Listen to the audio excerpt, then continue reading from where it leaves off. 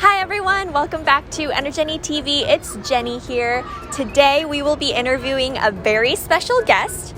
And so let's see if you guys can guess who this wonderful guest is. What's up?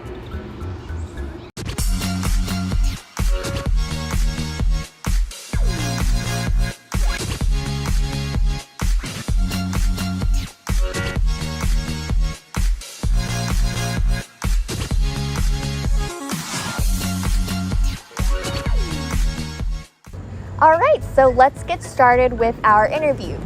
Would you like to introduce yourself to our viewers? Yeah, so hello, I'm Eddy Park. As most of you guys might know, I'm Jenny's little brother. Yeah, he's not so little, is he? He's very tall. And yeah, and I'm the editor for EnerJennyTV. And yeah, I'm basically the behind the scenes worker for Jenny's channel.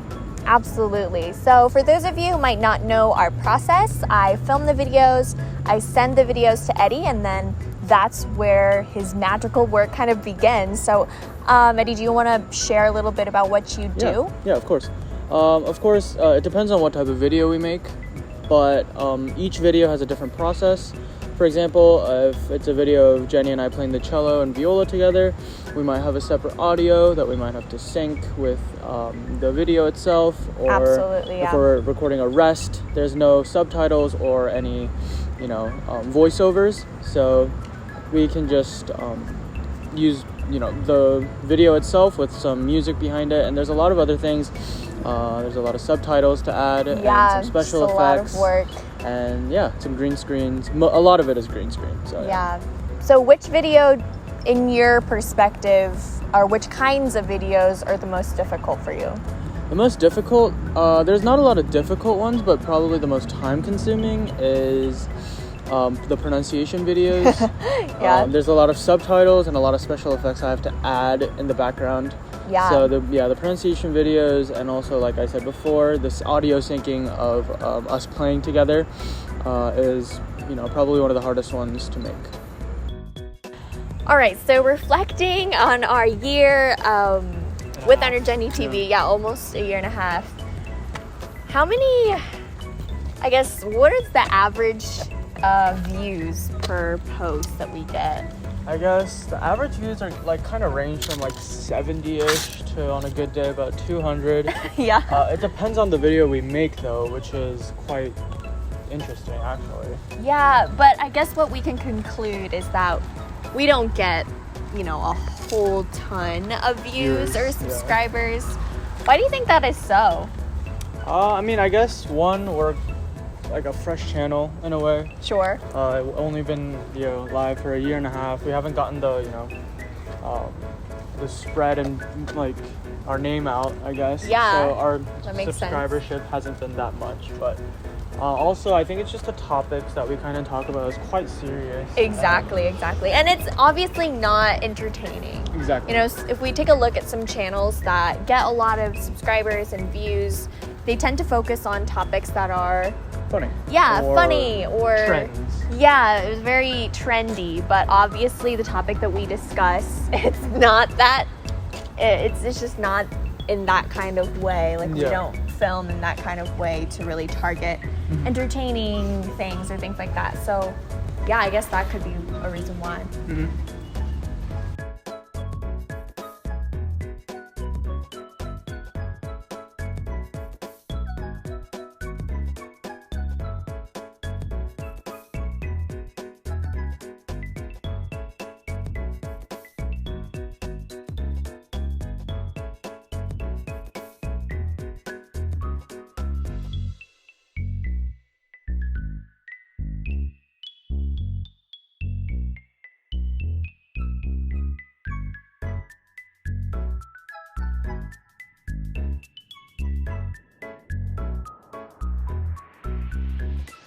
All right, so we've been doing EnerJennyTV for over a year now.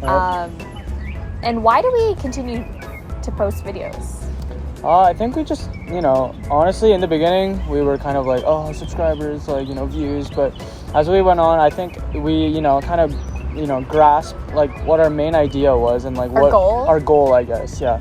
It was, you know, bringing the refugee crisis in light, into light, Yeah. and, you know, kind of just showing everyone, even if it is just one or two people, you know, that the crisis is still happening.